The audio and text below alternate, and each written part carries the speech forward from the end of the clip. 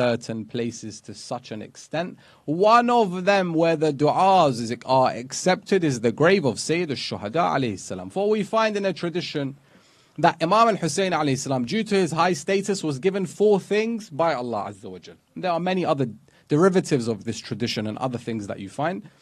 One of them is when a person goes to visit Sayyid al-Shuhada alayhi salam, that time that they spend in the ziyarah of Abu Abdullah al-Hussain, that isn't counted from their lifespan. So the lifespan that you have been given, once you are visiting Hussain alayhi salam, that time, whatever it may be, 1 hour, 2 hours, 3 hours, that time is not counted as the lifespan that has been given to you by Allah Azza wa Jal. The other 3 that are mentioned, the first is al-a'imma fi dhurriyyatih. The Imams of Ahlul Bayt are in the progeny and the descendants of Abu Abdullah al-Hussain alayhi salam. The second is al-shafa' fi turbatih. Healing and shafa'ah is found in the turba and soil of Sayyid al-Shuhada alayhi salam. The fourth thing that we find in the tradition is istijabatu du'a tahta qubbatih.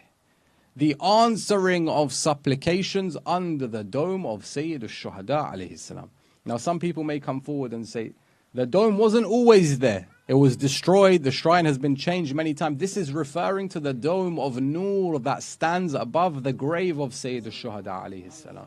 Sayyid al-Shuhada alayhi salam is that figure that if any dua a person asks, if it is halal and something that meets the conditions of dua, it is impossible that Allah Azza wa Jal would not answer that prayer, bearing in mind that there's nothing blocking that person from the actions that they may have done. And therefore we find that even the Imams of Ahlul Bayt, and there's many traditions that I could mention, would yearn and go to the grave of Hussain alayhi salam to ask for their du'as.